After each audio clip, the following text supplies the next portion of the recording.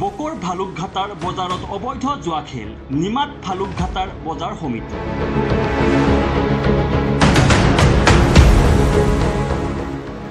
Bakr ভালুকঘাটাৰ বুধবৰীয়া সাপ্তাহিক বজাৰত অবৈধভাৱে চলি আছে জুৱা খেল।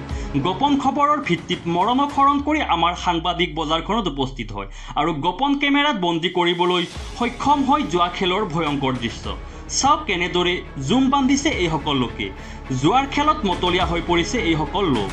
আমাৰ সাংবাদিকে জুৱা খেলৰ কাষত বহি থকা ব্যৱসায়ী এজনৰ কাষলৈ আগুৱাই গৈ ব্যৱসায়ীজনক প্ৰশ্ন কৰিছিল, ইয়াত কি চলিছে? ব্যৱসায়ীজনে উত্তৰ দিলে, জুৱা খেলিছে। সমগ্ৰ দৃশ্য আমাৰ সাংবাদিকৰ কেমেৰাত বন্দী হৈছিল। আমাৰ দৰ্শকসকলক শুনাব বিচাৰিছোঁ সেই বিশেষ ভাষ্য। শুনক ব্যৱসায়ীজনৰ মুখৰ পৰা। কেনেকৈ এইবাৰ কিলো কিলো কিলো আছে আপোনাৰ 70 টাকা কিলো। পাল্লা পাল্লা 70 টাকা। তাতে কি হৈছিল? জুৱা খেলি আছে। জুৱা খেলি সদায় হয় নেকি?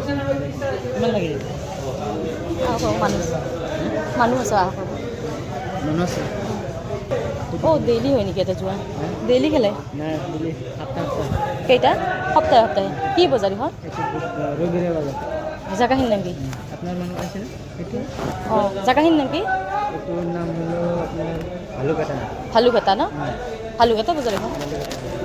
লগে লগে আমাৰ সাংবাদিকে বকো আৰক্ষী থানাৰ ভাৰপ্ৰাপ্ত বিষয়া মুন্না পাছনিক জুৱা খেল সন্দৰ্ভত সকলো কথা ফোনযোগে অৱগত কৰে আৰু ভাৰপ্ৰাপ্ত বিষয়াগৰাকীয়ে ততাতৈয়াকৈ আৰক্ষীৰ এটা দল ভালুকঘাটা সাপ্তাহিক বজাৰখনলৈ পঠিয়াই দিয়ে।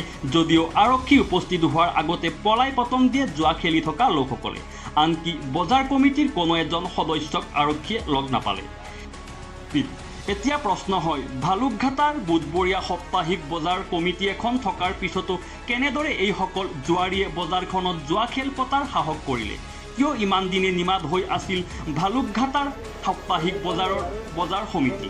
প্ৰতিটো সপ্তাহৰ বুধবাৰে এই বজাৰখনত এনেদৰে গঢ় লৈ উঠিছে জুৱা খেলৰ এখন নতুন বজাৰ। News desk Assam any.